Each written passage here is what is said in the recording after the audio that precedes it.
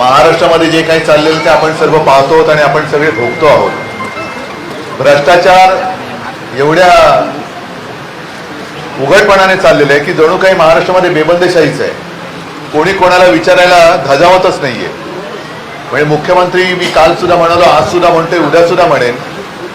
याचं कारण जोपर्यंत या भ्रष्टाचारांवरती कारवाई होत नाही तोपर्यंत मुख्यमंत्री असलेत काय आणि नसलेत काय काहीच कोणाला फरक पडत नाही. पाहिलात मित्र, अगदी बरोबर बोलताना दिसत आहेत आपले उद्धव बाळासाहेब ठाकरे. या सरकारचं जी काही हुकुमशाही चालली आहे, या सरकारची जी काही दादागिरी चालू आहे, त्या दादागिरीला उत्तर आता अगदी योग्य पद्धतीने देण्यात आलेलं आहे. महाराष्ट्रामध्ये जी काही गुंडगिरी चालू होती, महाराष्ट्रामध्ये ज्या पद्धतीने कांड झाले मागच्या 6 महिन्यापासनं आणि ते कांड होऊन देखील अजून देखील गुन्हेगारांना शिक्षा होत नाही आहे. संतोष देशमुखांसारखं मोठा हत्याकांड झाला, ओके, त्याच्यानंतर पुणे स्वारगेटचं बस डेपोचा एक कांड झाला. म्हणजे असे खूप काही असे उदाहरणं आपल्याला इथं बघायला मिळतात, पण त्याच्यावर ॲक्शन कुठं घेताना दिसत नाही. आणि म्हणूनच महाराष्ट्रामध्ये मुख्यमंत्री असून देखील आणि नसून देखील काय फायदा, हे अगदी योग्य पद्धतीने त्यांनी विश्लेषणात्मक उत्तर दिलं. आणि ज्या पद्धतीने भ्रष्टाचाऱ्यांना त्यांनी आपल्या संघामध्ये, आपल्या BJPच्या ग्रुपमध्ये ओढून घेतले, आता हे किती दिवस टिकतील हेही त्यांनी अतिशय योग्य पद्धतीने समजवलं.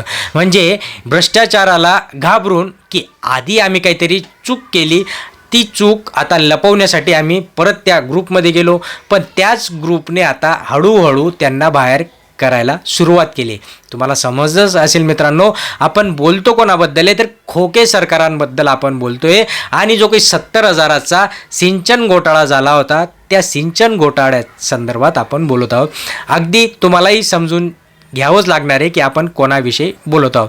मुळात म्हणजे महाराष्ट्रामध्ये मुख्यमंत्र्यांनी स्वतःकडे एवढी काही खाती घेऊन बसलेत की त्यांना वेळच नाही आहे. गृह खातं घेऊन बसले, ओके, मुख्यमंत्री, ओके, अजून महत्त्वाची खाते त्यांच्याकडे आहेत.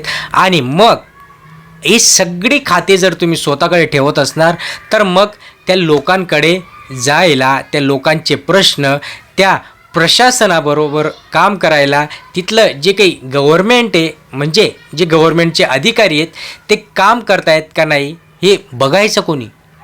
तुम्हाला वेळ आहे टेस्लाच्या उद्घाटनाला जायला, तुम्हाला शेतकऱ्यांच्या बांधापर्यंत जायला वेळ नाही आहे.